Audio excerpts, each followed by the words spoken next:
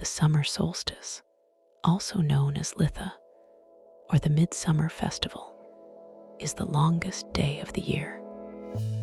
Falling on or around June 21st in the Northern Hemisphere, it marks the culmination of the solar cycle, a joyous celebration that highlights the abundance of nature, and a fire festival dedicated to the sun, which is at its yearly zenith.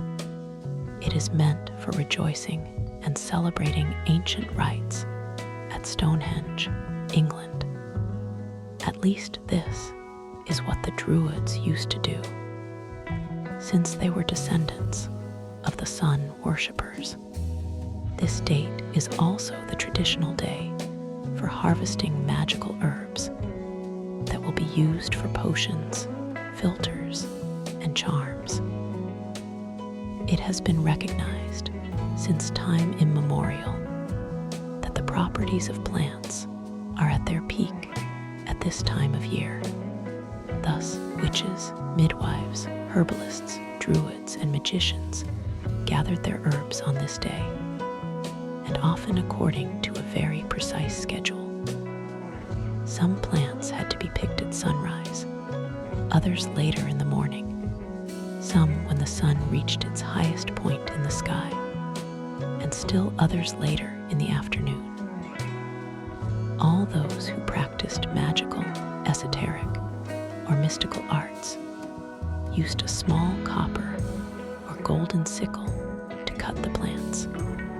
It was not a quick harvest, for they first had to meditate and pray before each grove, then cut a certain portion of the plant, taking care to leave enough to ensure the survival and propagation of the species, and finally thank the plant and the elementals who took care of it, because the magical properties of plants cut on this date are truly prodigious.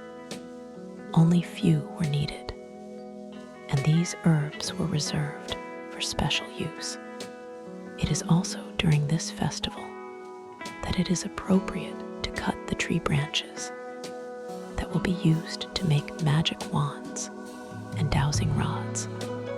Early in the morning, just after sunrise, harvesters would walk through the woods to find the tree branch that suited their needs.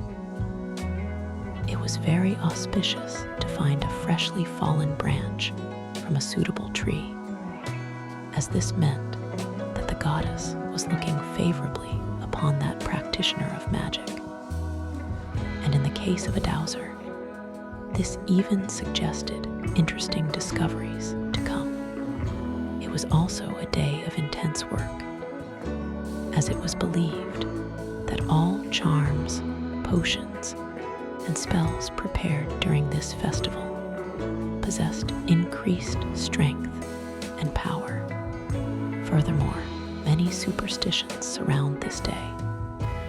Here are a few.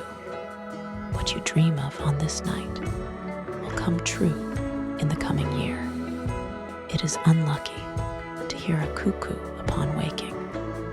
Picking flowers at sunrise brings love in the coming year.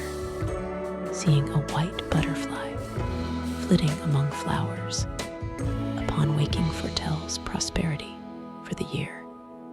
Deities to celebrate or invoke are Lug, the sun god, Ain, the goddess of summer, love, and sovereignty, Sol or Sunna, the sun goddess who drives her chariot across the sky. To decorate your altar, I suggest green candles, jade, or aventurine for crystal. Suitable flowers are all seasonal blooms such as roses and foxgloves. Burn rose or jasmine for incense. Gather a few oak leaves, and you can add the sun tarot card if you want. When it comes to food, fruits are sacred during this festival. All the bounty of the earth is welcomed with joy and happiness, for it It symbolizes the fulfillment of spring's promises. Wine and mead also hold an important place in this festival. To pay tribute to the sun, flambéed dishes are in order. To enjoy harvests as gifts from Mother Nature, fresh salads such as potato, pasta, or rice salad, fruit salad. To indulge a sweet tooth, use the berries in season to make strawberry or raspberry tart, raisin bread, fruit, and cream cake. Enjoy the sun at its brightest and stay blessed.